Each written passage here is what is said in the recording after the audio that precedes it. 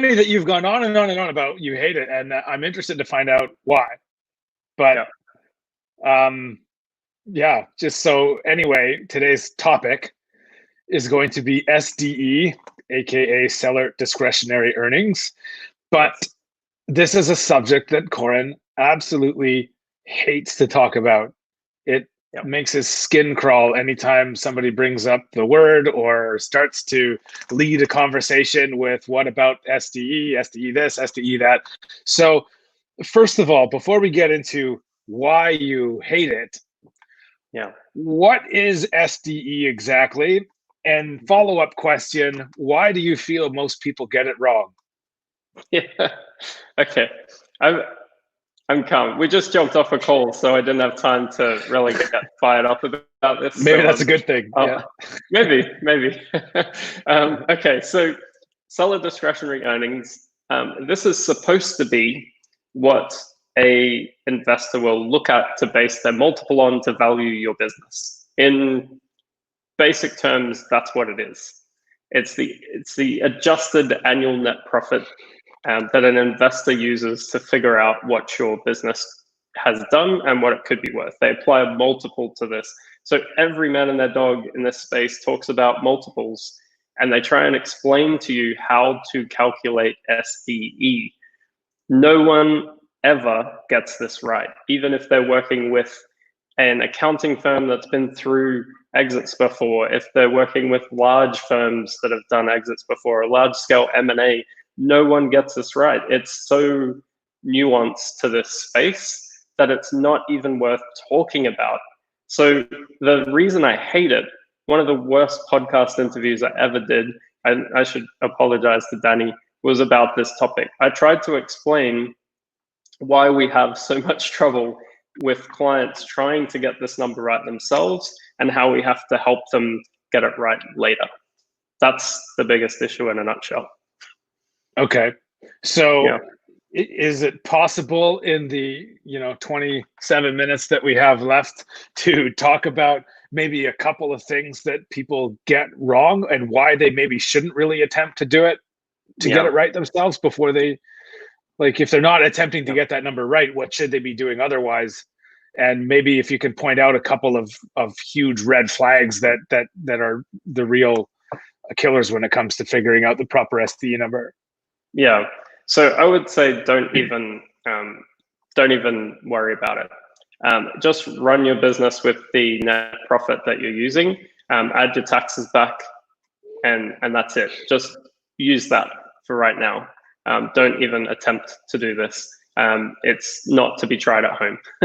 It's my answer. What we try and do with SDE is flatten out income.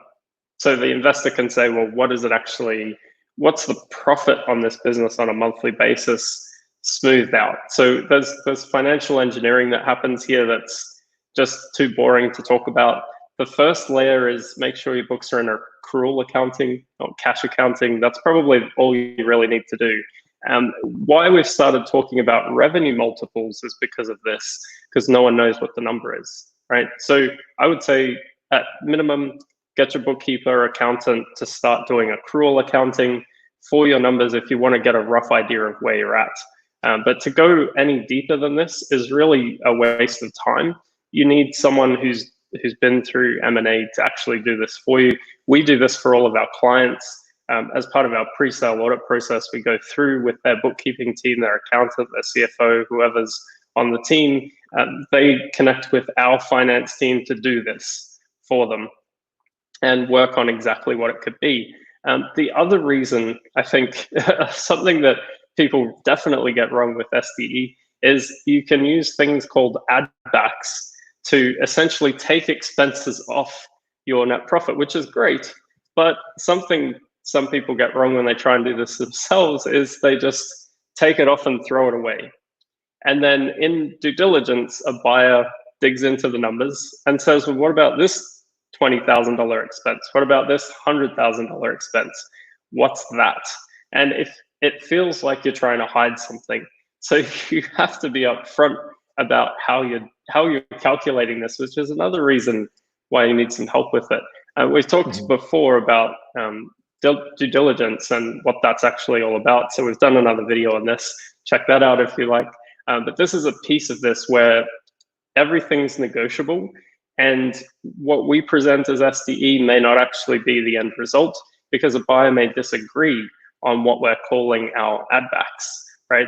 Not a common example, but one example of this was where the client actually took his team to India, and it turned out to be a sourcing trip. I think we talked about this on that episode. So we said, well, that's not expected going forward. But one of the buyers we were negotiating with disagreed and said, no, we're adding that back.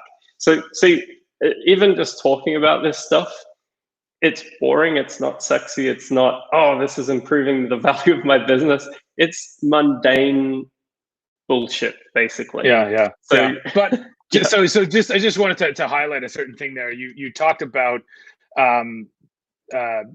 P&L and taxes and things like that, and these add backs, and just to sort of maybe I'm going to complicate things, but just to simplify that, if you say, oh, I have an accountant that does my taxes every year, that's great. But when you pay your taxes, you want to pay taxes on the smallest number possible, right? So they're going to take all of these things away so that you present to the tax man the lowest number possible, so you pay taxes the lowest number possible.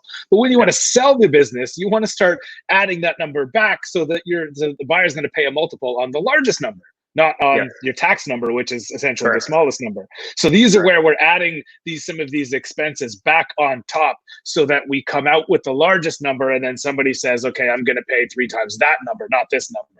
So that's where the engineering comes back in, because you can't just add something back, or you can't just throw it away. It has to be categorized somewhere. And to have and again, this has been explained to me 100 times about the difference between accrual accounting and cash accounting. But basically, if you don't know it, then get your bookkeeper to do it for you. Just that, if you're doing your books yourself and you don't know the difference, then there is the biggest reason right there where you need to outsource your accounting, or outsource your bookkeeping to a professional bookkeeper who understands that, and so that you don't have to do it. But yeah, because exactly, if you've taken something off and you've added something and you sort of thrown it away, a buyer is going to find it in diligence. So and really, there will be questions. Yeah, and I think that's a perfect example, really, or a perfect explanation of what all this is. Now, a question we often get is, look, I'm doing cash accounting for tax purposes because here in the US, there's some advantages to doing that. That's fine. We're just saying you're going to need to do a separate set of books when you go to sell your business. And that's the reality, whether you have accrual accounting or not, there's going to be extra work, right? There's it's part of your deal team. We've also done but it's worth it. We're talking about things in multiples, right? So if you say, oh, that's $100,000 expense, whatever, it doesn't. Well, yeah, when you're talking about a 3 times multiple, that's all of a sudden it's a $300,000 issue. So things are amplified when you start talking about it. So like, don't again, you hate talking about multiples too, but if you are going to talk about multiple of SDE, make sure it's a multiple of the right number. That's the thing, right? If you've left money on the table, or if you've inflated it, you're going to be disappointed. But and that call we just got off, that's what we were talking through with them, was, look, we've seen that the financials aren't correct. The brand looks great, the business is great, the trend is coming back after COVID, awesome. But the financials, there's mistakes. Let's work on it together, make sure it's perfect, and then go to market with that right number. Because like you said, if we get a 3 times multiple or 5 times multiple, whatever it is, it's going to amplify that result. Everything is on a bigger scale. All those little tiny tweaks that you make along the way end up being big. And then you multiply it by your multiple, and it's enough to turn your head and say, okay, maybe I should really be doing this properly. So, spending the money now, the upside is far outweighs the money you're going to spend every month on proper bookkeeping. And trying to do this without guidance, you'll get it wrong, and it may not be under, it may be over. So we've actually seen books where we've looked at it and we've gone, that's not an add back. that's your team member. They are running this business. Like you need some help on figuring this out. And ideally, don't even worry about it until you're contemplating a sale. If you're exit planning, we'll discuss it with you. If you're wanting to sell now, then yes, you're going to need help with this. But SDE doesn't actually help you manage your business. It's not a performance metric. It would be helpful to know, but it doesn't actually help you grow the business. What it will help is on a longer term, and we do this with exit planning clients, is we help them understand what that is, so that as they improve the business, if they have a larger exit target in mind, they know when they're getting close to that exit target. So you can do it sooner if you know you're going to sell, but I wouldn't, if you're just running a business and you're in those early stages where you're just figuring out your niche, you're expanding the product line, just do that. Don't even worry about it. The other term that people throw around is EBITDA. Can you just fill in for people? Is SDE and EBITDA the exact same thing? No. So EBITDA is what I was actually talking to an investor about this the other day. They didn't know what SDE was, and SDE is a Main Street business brokerage term in, say, the 500,000 to 5 million range in exit value. That's where this really applies. It applies higher, but this is kind of what Main Street business brokers created. What it actually is adjusted EBITDA, and EBITDA stands for earnings before interest, tax, depreciation, and amortization. Because what the investor wants to see is what's the actual number before all the taxes and everything else that's going on, because their taxes might be different to yours, might be in a different jurisdiction, different setup. The thing that EBITDA doesn't take into consideration that SDE does, or adjusted EBITDA, is if the owner's salary could be added back, which we often do because the owner's not continuing with the business, and there's a bunch of other one-time things that we add back that we explain and negotiate, but have had success getting through with a buyer before and standing up to close the deal. So yeah, it's same but different. If your if your accountant is using GAAP accounting, general accepted accounting principles, they will actually give you EBITDA, and that would be better than trying to do SDE on your own. So yes, that's a metric you can use. If you're using EBITDA on GAAP standards, this is getting too technical now. There's a good chance we'll actually be able to increase that as an adjustment before going to sale. But that's probably the best thing to do, is run off EBITDA. Got it. Okay, so to calm your blood pressure down a little bit here, if the SDE number is not a metric that you need to be concerned about while you're running your business. Yes, you want it to be as big as possible, but it's not a metric that needs to be known on a day-to-day basis for you to operate your business. So people sort of use that in the back of their mind. If they're thinking about an exit in the future, they want to know kind of where they're at. But SDE is complicated and it's tricky to figure out the exact number, but the number that people do know and is easy to figure out is revenue. So can they get a little check-in to see where their business should be valued based on that number, rather than trying to figure out their SDE? Good, go. Yes, they can. So I got so sick of talking about SDE. I asked the team, is it possible to go back through our data? Because as you know, we've been tracking, reporting on market data for over 4.5 years now, almost 5. Can we look at a different metric that everyone knows? Because SDE it's just too complicated to figure out. But it's, for whatever reason, what everyone talks about.